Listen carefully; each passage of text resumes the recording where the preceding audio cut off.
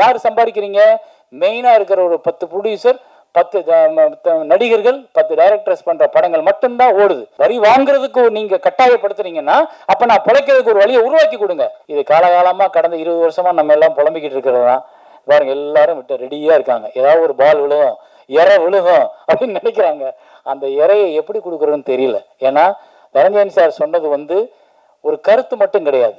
நிறைய தயாரிப்பாளர்களோட வலி, நிறைய தயாரிப்பாளர்களோட பிரச்சனை.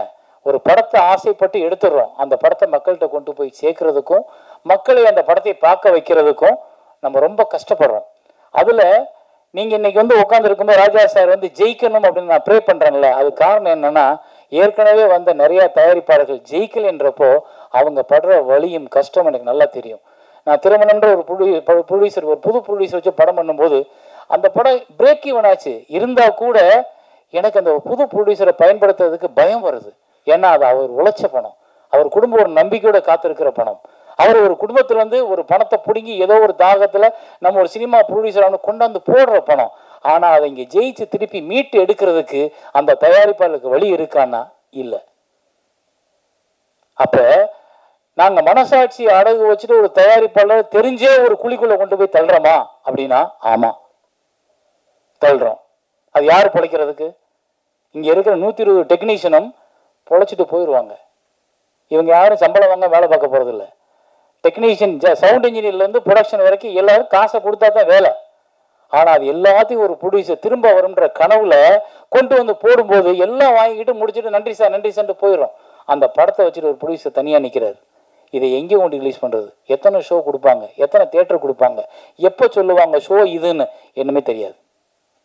அப்ப இதுக்கெல்லாம் காரணம் என்னன்னா, ஒழுங்குபடுத்தப்படாத சினிமாவிற்குள் நிறைய பேர் முண்டி அடிச்சு ஓடிட்டு இருக்கோம். டெய்லி நம்ம டிராபிக்ல போற மாதிரி எல்லாரும் என்ன இவ்வளவு டிராபிக், என்ன இவ்வளவு டிராபிக் நம்ம கேட்போம் போகும்போது. ஆனா நம்மள அந்த டிராபிக்ல ஒரு ஆளா இருக்கும். அது மாதிரிதான் சினிமா தயாரிப்பு இன்னைக்கு டிராபிக்குள்ள மாட்டிக்கிட்டவங்க மாதிரி எங்க போய் எந்த சிக்னல் என்னன்னு எப்படி திரும்பி எப்படி கொண்டு போய் மக்கள்கிட்ட சேர்ப்போம்ன்றத தெரியாத ஒரு புதிர் இருக்கும்போது இந்த புதிர் விடுவிக்கிறது ரொம்ப சிம்பிள், ரொம்ப சிம்பிள். ஒரு கட்டுப்பாடு, ஒரு ஒழுங்கு, எல்லாரும் பிழைக்கணும்ன்ற ஒரு நல்ல சிந்தனை எல்லாருக்கும் வேணும். அதை தயாரிப்பாளர்கள் ஒன்றுபடுத்த முடியலையா? தயாரிப்பாளர் சங்கம் அதை முயற்சி பண்ணணும். தயாரிப்பாளர் சங்கத்துல வந்தவொன்னே ப்ரொடியூசருக்கு ஒரு பணத்தை கட்டி 1 லட்ச ரூபாய், எவ்வளவு சார்? 1 லட்ச ரூபாய் கட்டி மெம்பர்ஷிப் போடுறோம். என்ன கேரண்டி? நான் ஏன் இந்த 1 லட்ச ரூபாய் கட்டணும்? இந்த 1 லட்ச ரூபாய் கட்டினதுனால எனக்கு என்ன பயன்? நான் உங்ககிட்ட எதிர்பார்க்கறது ஒண்ணுதானே, என் படத்தை நான் எடுத்துட்டேன் சார், எனக்கு நல்லபடியா தியேட்டரை ஃபிக்ஸ் பண்ணி ரிலீஸ் பண்ணி கொடுங்க சார்ன்றது மட்டும் தானே நான் கேட்கிற கேள்வி. எனக்கு நீங்க கொடுக்குற பொங்கல் காசு தேவையில்லை, நீங்க கொடுக்குற கூட்டம் போடுற ஒவ்வொரு விஷயம் எனக்கு தேவையில்லை. எல்லாரும் கூட்டம் அட்டன் பண்ண முடியாது. நீங்க பாதுகாப்பா ஒன்ன வச்சு அதுல தலைவர், செயலாளர், பொருளாளர் உட்காந்துருக்கீங்க. அப்ப நீங்க இதை சிரத்தையோட அடுத்து எந்த கட்டத்துக்கு கொண்டு போகணும்? சரி, தயாரிப்பாளர்கள் சொன்னா தியேட்டருக்காரங்க கேட்கல. தியேட்டருக்காரங்க அவங்களோட லாபத்தையும் அவங்களோட வருமானத்தையும் அவங்களுக்கு தியேட்டர் டெய்லி ஃபில் ஆகுன்றதை மட்டும்தான் பாக்குறாங்களே ஒழிய இது ஒரு நல்ல படம், இதை திரையிட்டுருவோம், இதுக்கு ஒரு வாரம் டைம் கொடுப்போம் யோசிக்கிறது இல்லை. ஏன்னா முன்னாடி எல்லாம் பிக்சட் ஹையர் அப்படின்னு ஒரு சிஸ்டம் இருந்தது. ஒரு வாரத்துக்கு தியேட்டர் நான் வாடகைக்கு எடுத்துட்டு என் படத்தை ஓட்டிக்கலாம். ஒரு வாரத்துக்கு அப்புறம் ஓல்ட ஒரு விழுதலைன்னா அவன் தூக்கிக்கலாம். அதை விட்டுட்டு இன்னைக்கு 70-30, 65-55 வந்ததுக்கு அப்புறம் அவங்க லாபம் சம்பாதிக்கிறது, தயாரிப்பு லாபம் சம்பாதிக்க மட்டும் பாக்குறீங்க. யாரு சம்பாதிக்கிறீங்க? மெயினா இருக்கிற ஒரு 10 ப்ரொடியூசர், 10 நடிகர்கள், 10 டைரக்டர்ஸ் பண்ற படங்கள் மட்டும்தான் ஓடுது. சின்ன பிள்ளை தெரியாமலே கை தட்டுது. நீங்களாம் தட்ட மாட்டீங்க, ஏன்னா நடிகர்கள் நமக்கு நாளைக்கு வேணும். அப்போ அந்த பெரிய நடிகர்கள் பட்டமே ஓடுது, அவங்களுக்கு மட்டும்தான் தியேட்டர் கிடைக்குது அப்படின்னா அப்ப சின்ன தயாரிப்பாளர்கள் என்ன பண்ணணும்? சரி, ஓடிடின்னு ஒரு பெரிய நம்பிக்கை வந்துச்சு. அந்த நம்பிக்கை என்னாச்சு? நம்மளை பூரா தூக்கி உள்ள சப்ஸ்கிரைபரா போட்டதுக்கு அப்புறம் அவங்க சொல்லிட்டாங்க நாங்க படம் வாங்குறது இல்லை, இனிமே நீங்க தியேட்டர்ல ஓட்டிட்டு கொடுங்க. அப்பா தியேட்டர் ஓட்டல இருந்தா அப்ப உங்ககிட்ட வர்றோம், நீ வாங்க மாட்டேன்னா அப்ப நாங்க என்ன பண்றது? அப்ப இங்க ஒரு முறைப்படுத்துறதுக்கு ஒரு அதிகாரம் வேணும். அந்த அதிகாரம் எங்க இருக்குன்னா அரசாங்கத்துக்கிட்ட இருக்கு. அரசாங்கம் எல்லாரும் வரி கட்டுறோம், நானும் வரி கட்டுறேன், இந்த படத்தை வேலை பார்த்தவங்க வரி கட்டியிருப்பாங்க, இந்த தயாரிப்பாளர் இவ்வளவு செலவுக்கு வரி கட்டியிருப்பாரு, இந்த வரி ஒரு அரசாங்கத்துக்கு போகுது.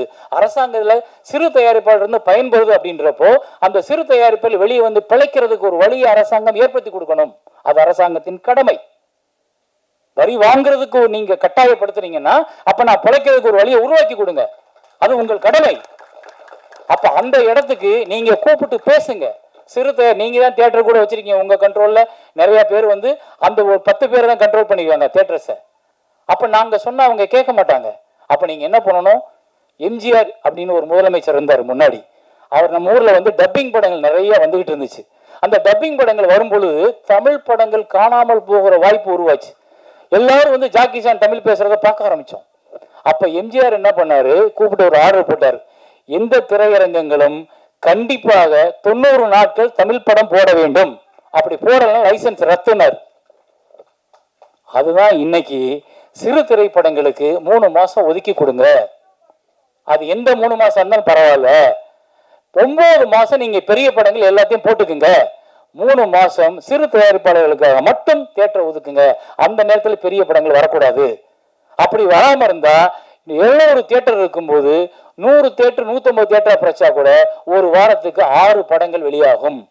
3 மாசம்னா நான் ஒரு மாசம் 4024, 3 மாசம்னா 72 படம் ரிலீஸ் ஆகும். 72 ப்ரொடியூசர் வாழ்வாங்க. அப்ப இந்த திட்டத்தை யார் போடுறது? அப்ப இந்த திட்டத்துக்கு யார் முன்னாடி போய் கேட்கறது?